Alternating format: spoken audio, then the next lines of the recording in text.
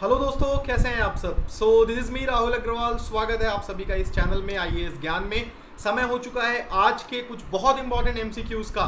तो चलिए शुरू करते हैं आज के इस क्लास को। Presented only by me Rahul Agarwal. And guys, subscribe जरूर कर लें इस चैनल को। साथ ही साथ अगर आपको एमसीक्यूज पसंद आ रहे हैं प्लीज़ वीडियो को लाइक कर लें, शेयर कर लें और अपना प्यार ज़रूर शो करें। तो चलिए शुरू करते हैं। मैंने आपसे पिछली क्लास में जो क्वेश्चन पूछा था वो ये था, consider the following statements regarding service voters in India. So दोस्तों, ये एमसीक्यूज हम डेली सॉल्व करते हैं इस चैनल में जिसका नाम है आईएएस ज्ञान। सर्विस वोटर से रिलेटेड आपके सामने 3 स्टेटमेंट्स हैं। सबसे पहले तो आपको पता होना चाहिए कि सर्विस वोटर होता क्या है और सर्विस वोटर की क्वालिफिकेशन दी कहाँ गई है। सो पहला statement, a person who is employed under government of India in a post outside India is considered as a service voter.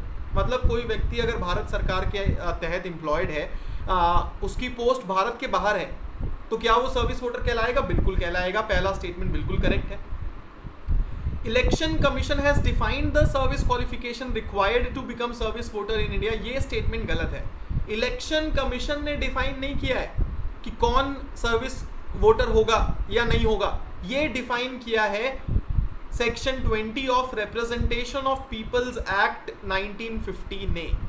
ठीक है। सो आरपीए 1950 सेक्शन 20 ने ये डिफाइन किया है कि सर्विस वोटर कौन होगा, सर्विस क्वालिफिकेशन क्या होगी। ठीक है।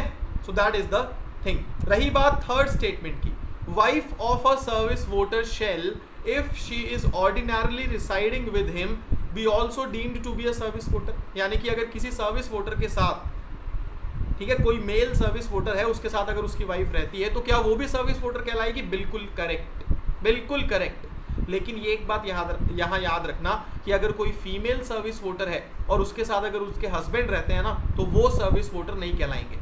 ये याद रख लेना आज की इस क्लास के बाद। बड़ा ही इंपॉर्टेंट टॉपिक मैंने आपको समझा दिया है। अगर मेल सर्विस वोटर है तो उसकी वाइफ सर्विस वोटर कहलाएगी अगर साथ रह रही है, लेकिन अगर फीमेल सर्विस वोटर है तो उसका हस्बैंड अगर साथ रह रहा है तो वो सर्विस वोटर नहीं कहलाएगा।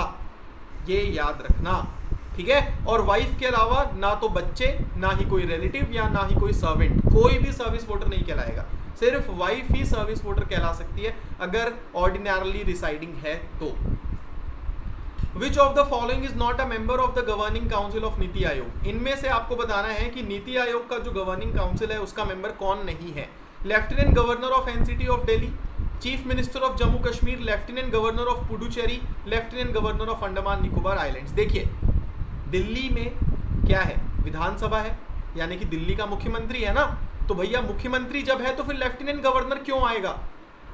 सीएम आएगा दिल्ली का। सो पहला statement is not a member. So first statement correct है।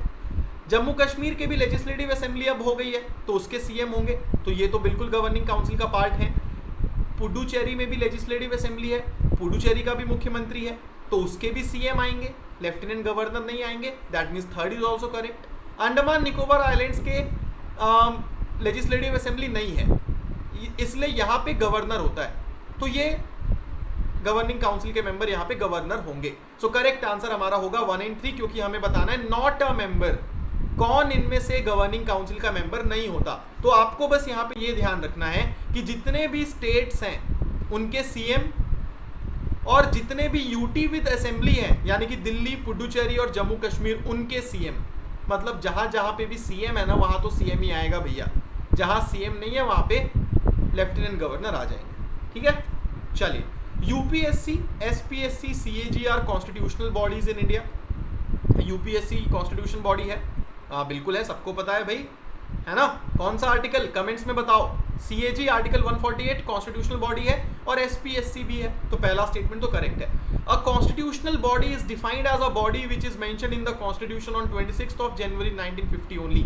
यानी कि 26 जनवरी 1950 में, इस दिन जिस दिन हमारा कॉन्स्टिट्यूशन लागू हुआ, उस दिन अगर कोई बॉडी कॉन्स्टिट्यूशन में थी तो वही कॉन्स्टिट्यूशनल बॉडी कहलाएगी। गलत। अगर आज की डेट में, आज क्या तारीख है? आज है 3 जुलाई। अगर 3 जुलाई 2020 को भी मैं कोई बॉडी को कॉन्स्टिट्यूशन में ऐड करता हूँ ना, मतलब पार्लियामेंट ऐड करती है, तो वो भी कॉन्स्टिट्यूशनल बॉडी ही कहलाएगी। ऐसा नहीं है कि 1950 में जो था बस वही था। अमेंडमेंट नाम की भी जो तो कोई चीज होती है ना, तो सेकंड स्टेटमेंट फॉल्स है। Correct answer is only one, that is A.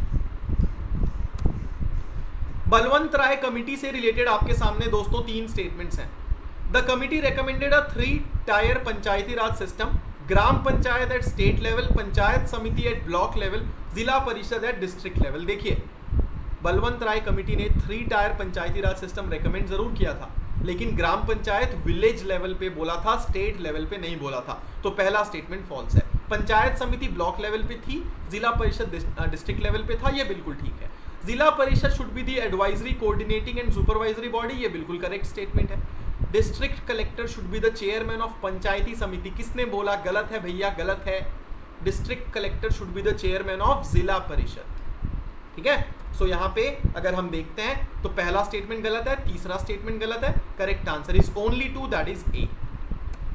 Okay, so दोस्तों इन सब चीजों को बारीकियों से पढ़ना है और इसीलिए सब्सक्राइब कर लें इस चैनल को जिसका नाम है आईएएस ज्ञान, ताकि आपको हर एक वीडियो की नोटिफिकेशन मिलती रहे। और अभी मैं आपके लिए कुछ आने वाले समय में इंटरेस्टिंग वीडियोस भी इस चैनल में लाने वाला हूं। सो बिल्कुल भी सब्सक्राइब करना ना भूलें, आपकी पॉलिटी जबरदस्त स्ट्रांग हो जाएगी आने वाले समय में। Don't worry about that. Consider the following statements regarding parliamentary committees. Committee on subordinate legislation consists of 15 Lok Sabha and 15 Rajya Sabha members. Committee on absence of members consists of Lok Sabha members only. Rules committee consists of more Rajya Sabha member than Lok Sabha. So generally parliamentary committees में क्या होता है कि राज्यसभा के member कम होते हैं, लोकसभा के member ज़्यादा होते हैं, या फिर बराबर होता है, जो भी है। लेकिन रूल्स कमेटी एक ऐसी कमेटी है जिसमें राज्यसभा के मेंबर ज़्यादा हैं, यानी कि 16, और लोकसभा के मेंबर कम है, यानी कि 15। ये बहुत इंपॉर्टेंट इंटरेस्टिंग फैक्ट है। सो तीसरा स्टेटमेंट यहाँ पे क्या है? करेक्ट है। Committee on absence of members, ये सिर्फ लोकसभा में है, राज्यसभा में नहीं है, ये भी बिल्कुल करेक्ट है। And committee on subordinate legislation, जो कि लोकसभा में भी है और राज्यसभा में भी है, उसमें दोनों में 15-15 मेंबर हैं। तो तीनों के तीनों स्टेटमेंट यहाँ पे करेक्ट हैं। Correct answer is D.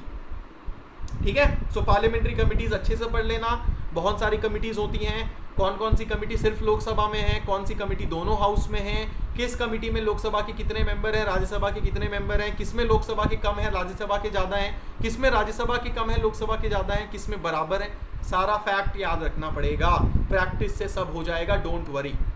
सो ये हमारे 5 MCQ आज के खत्म होते हैं। एक सवाल मैं आपके लिए छोड़े जाता हूं, आपको बताना है कि इंडियन सुप्रीम कोर्ट और अमेरिकन सुप्रीम कोर्ट के बीच में जो डिफरेंस है उससे रिलेटेड यहाँ पे तीनों में से कौन से स्टेटमेंट करेक्ट हैं। आपको यहाँ पे इनकरेक्ट ऑप्शन बताना है। तो इस आंसर का वेट करूंगा मैं, कमेंट्स में ज़रूर बताएं एंड सब्सक्राइब कर लें इस यूट्यूब चैनल को जिसका नाम है आईएएस ज्ञान। सो मिलता हूँ आप सभी से बहुत जल्द नेक्स्ट वीडियो के साथ, जिसमें हम और कुछ इंपॉर्टेंट MCQ सॉल्व करेंगे। धन्यवाद दोस्तों, हैव अ ग्रेट डे।